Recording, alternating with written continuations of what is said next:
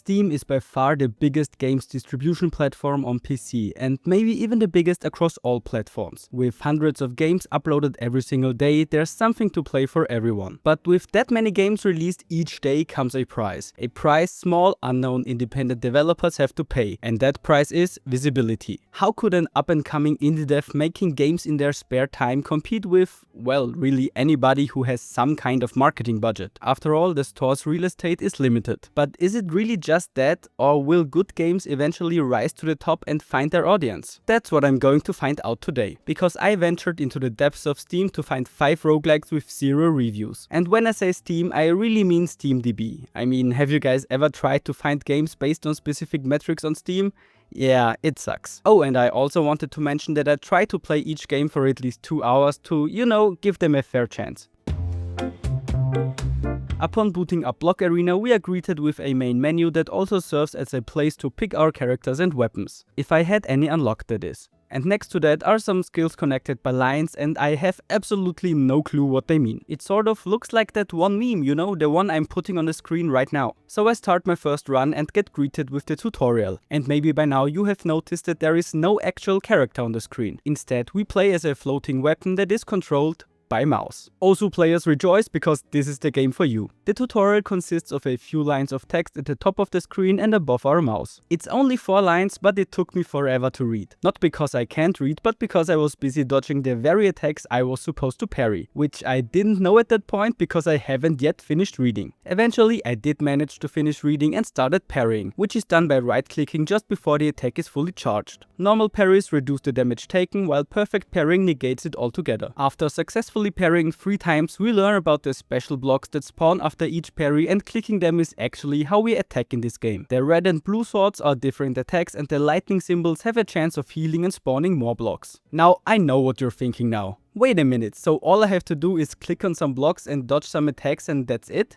I can do that, I click on stuff all the time. But that's not all there is to it, because there are also obstacles on the map. And it's just super weird to move the mouse and the cursor suddenly slowing down or stopping altogether. Definitely took some time getting used to. Upon completing the tutorial, we get greeted by the level up screen, in which we can choose one of 3 skills, and they are pretty much what you would expect them to be, ranging from different stat boosts to new skills. Next, we have to choose which sort of encounter we would like to have on the next level. This happens after every stage and mostly consists of either defeating enemies or surviving for a set amount of time, with the occasional shop sprinkled in between. The thing I'm confused about here though is that in the stage info there are all those stats displayed, but there are also negative ones. Like, do I permanently lose those stats, or are the effects only active for that specific stage? That definitely should be clarified better in my opinion. I picked the survival stage, and as you can see, a set of 3 enemies appeared at the top of the screen, and below them is this green timer that ticks down. Shortly after the encounter started, those purple blocks spawn, which are obviously bad for us, but my dumbass saw this little number in the corner of each block and thought, I have to attack them. Which of course meant I got poisoned the moment the cursor touched one of those blocks. But the poison wasn't too bad, and before I even realized what damaged me, the stage was already over. I then picked the defensive perk, and this time was presented with nothing but defeat enemy stages to choose from. And instead of the green timer, there now is a red health bar underneath the enemy, so I did my best to click all of the attack blocks while dodging around, and then wondered why it took so long for more to spawn, completely forgetting what I just learned in the tutorial. After some time, I finally remembered I actually have to parry for more attacks to spawn, and from there on it was smooth sailing. Now, I'm not going to sit here and talk you through every single thing that happened during my 2 hours of playing, but what I will say is that while the game starts out pretty tame, it ramps up in difficulty fast. Especially during the last few encounters before the biome's final boss. I really struggled when I had to take on 3 enemies at once. Luckily, I found out that you could set up blocks in advance of a stage by keeping a single enemy alive and just parry every attack they throw at you. With that strategy and a ton of butting my head against the wall, I somehow managed to defeat the final boss of the first biome, thinking it couldn't possibly get any harder than that. Well, turns out I was wrong. The second biome you unlock made the arena much harder to navigate by placing statues and trees all over the place, and oh boy, don't even get me started on the third one, because this is where the game turns into a bullet hell game in addition to being a roguelike. I gotta admit, I like the third biome more than the second one just because the movement wasn't as restricted, but damn, somebody tell those wizards they need to chill a bit. And of course I also tried to find out if it was possible to cheese the game by just standing in a corner, moving the mouse as fast as I could, spamming the parry button, or even tabbing out of the game to see if my mouse would still be active in the game. Turns out the dev already thought about all of that stuff because the result was always the same. My death. My death was the result. So, would I recommend Block Arena? Well, if you can get past the initial learning curve of the controls, definitely. And with plenty of unlockable features that keeps you playing, it's well worth the price of $3.99 in my opinion.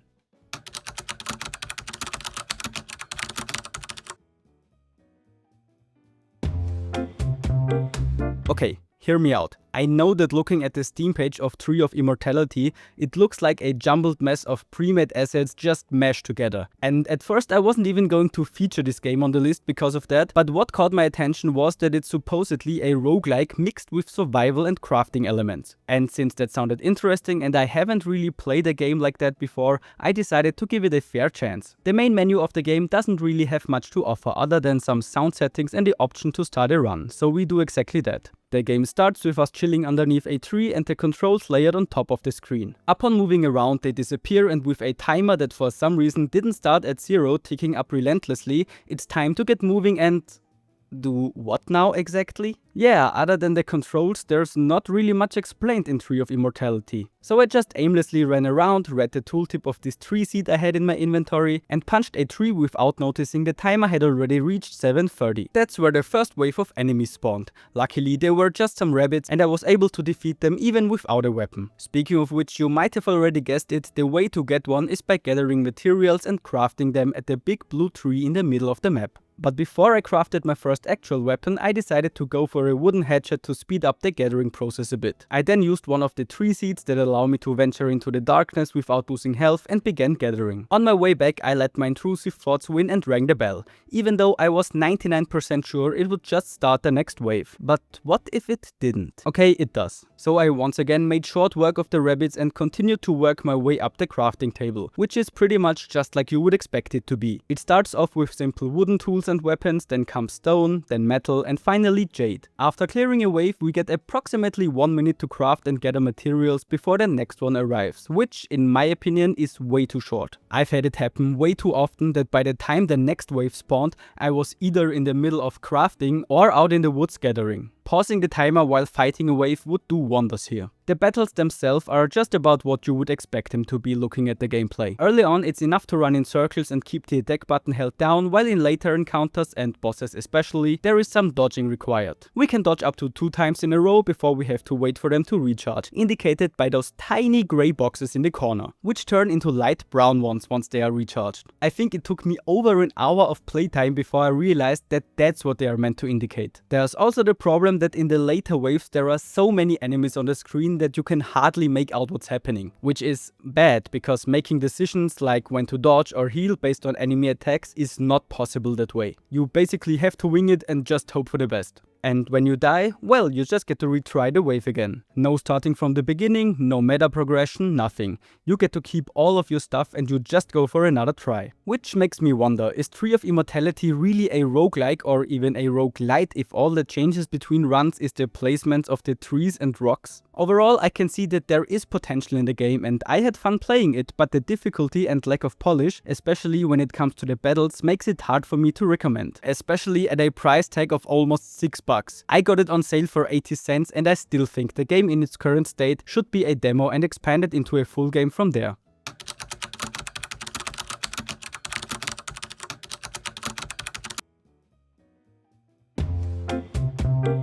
And while we're on the topic of games that may or may not be roguelikes, open fire. Admittedly, that one's on me, since the user-defined tags on the Steam page don't even list it as a roguelike. But on SteamDB, where I found it, it's clearly visible that the developer themselves tagged it as a roguelike. And if the developer says it's one, then I'm gonna believe them. Also, I don't think that user-defined tags of games without, well, users are actually accurate. But I decided to give the game a try solely because I really dig the art style and the battle system that's clearly inspired by the Mega Man Battle Network series, which I loved back in the day. Upon booting up the game for the first time, I went straight to the settings, as is tradition, to take a look at the key bindings. And apparently the game is exclusively played with the keyboard, which I have no problem with as long as I don't have to awkwardly lift my hands to use my mouse to navigate the menus or such. I then figured doing the tutorial might be a good idea, and with the button so prominently displayed in the main menu, I thought that I would finally get a good thought through tutorial for the first time in this video. But nope, turns out trying to do the tutorial actually softlocks you. We are greeted by a warm 1, 2, 3, 4, 5, 6, 7, 8, 9, 0. 1, 2, 3, 4, 5, 6, 7, 8, 9, 0. This is the second line, this is the third line. And the options 1 and 2. Pressing either of them does nothing, and from there on we can't do anything except moving around and pausing the game. So I closed the game and tried again. You know, just in case it was just some unlucky turn of events that caused the game to softlock. And this time, the exact same thing happened. You know what? Who needs a tutorial anyway, am I right? The game starts with the character select screen. We can choose between 4 different characters, and each one has their own base card. The base card being an attack or skill you can equip and use. I picked Niles because snipers are always the coolest characters no matter what,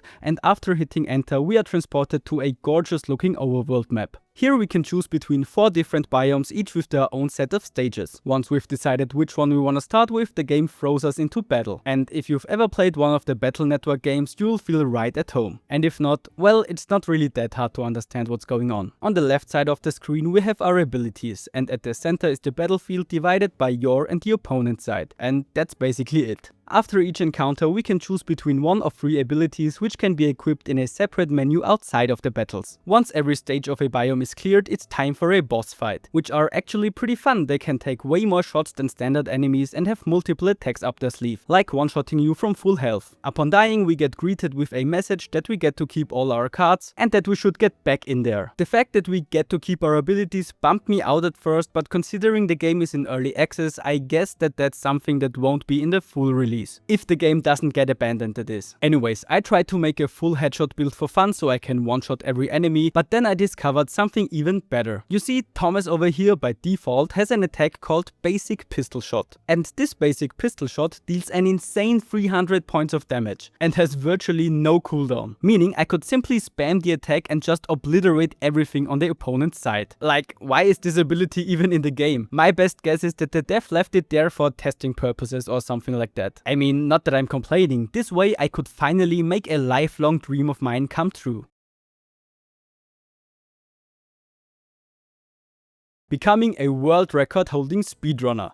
That's right, I speedran OpenFire, and with no entries on speedrun.com and admittedly the game not even being listed, I'm 99% sure that I got the world record in the OpenFire no glitches full playthrough category until someone shows me proof of having a faster time than 1:32. And if that's not worth subscribing to the channel, I don't know what is. Nonetheless, I don't think the game in its current early access state is worth the $3. Even if I had a decent amount of fun with it, there's just not enough stuff to do right now.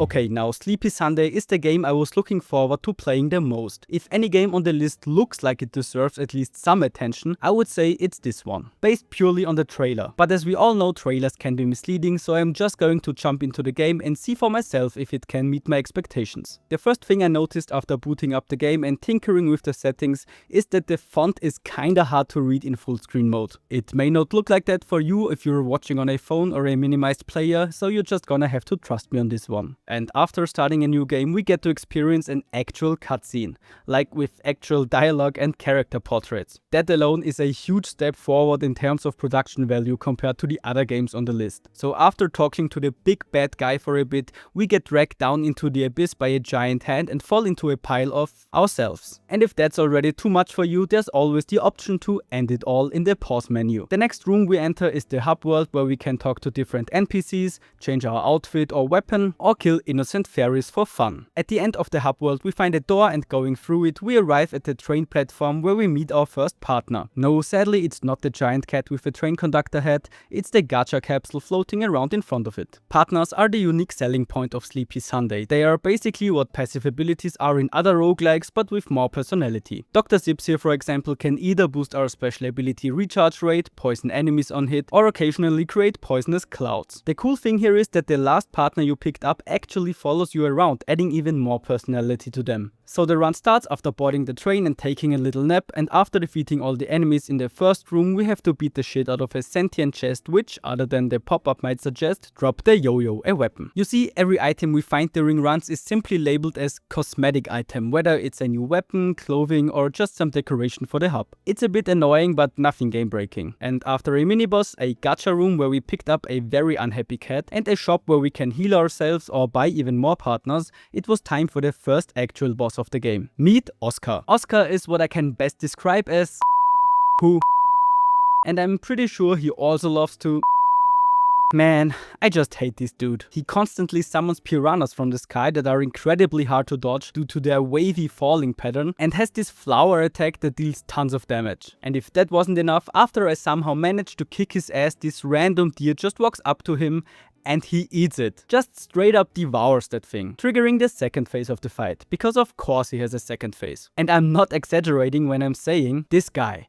This masked wannabe centaur is one of the most annoying bosses I have ever come across in any video game ever. From piranhas to giant crocodiles, snakes, and even fucking bears. This guy has it all, and he won't hesitate to throw them at you. All at once. Not gonna lie, it took me 50 minutes to even beat him once. And that was just because I got lucky with the RNG of his attacks. Now imagine my surprise when I found out that the next boss was equally frustrating. I mean, maybe it's just a me thing, but trying to fight 3 enemies at once while also dodging projectiles all the time is hard. So yeah, I never managed to beat the second boss in my time playing this game. But I did manage to unlock all the weapons and a ton of outfits, which despite dying over and over again to the same Oscar motivated me enough to keep playing. Speaking of weapons, there are 5 different types and each of them plays different enough to keep switching between them engaging. My personal favorite is definitely the hammer, since it one-shots all of the basic enemies, which reduces the time before I can die to Oscar again significantly. Now of all of the games so far, Sleepy Sunday is definitely the one that feels the most like an actual finished title, and if you're into side-scroller and borderline unfair boss fights, then picking up the game when it's on sale might be worth it for you. Or pay the full $6.59, I don't care, I'm not your mom.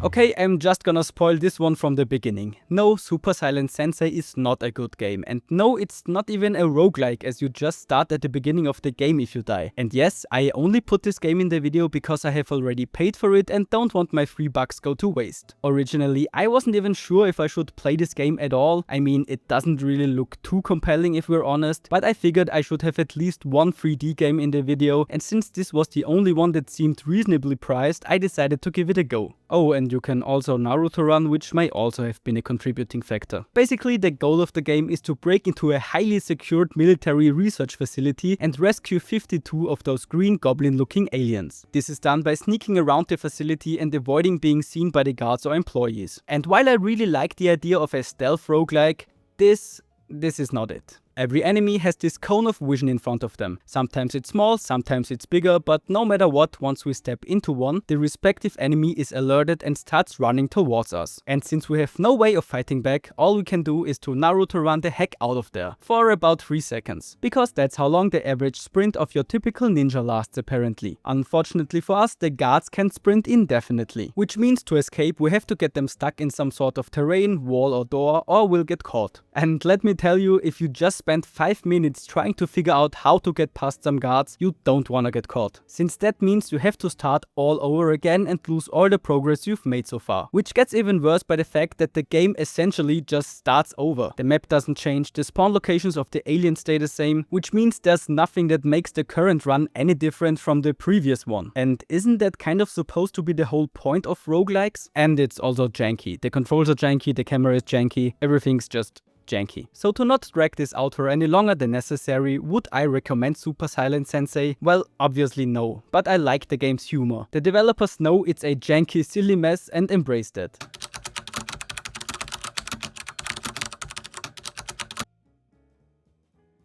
Looking back at the games I played in this video, I think while it's kinda true that a good game will eventually find an audience, it's also true that in some cases there might be a really good game hiding under a pile of new games or asset flips. Looking at you, Block Arena and Sleepy Sunday. Both of those games have really impressed me, be that with their looks or mechanics, and that really makes me wonder what kind of hidden gems there are out there in the depths of Steam. Thanks for watching, and please feel free to like and subscribe if you enjoyed the video. We recently broke the 1000 subs on the channel, and I just wanted to say thanks for helping me get this far. I hope you have a great rest of the day. See you in the next one. Bye.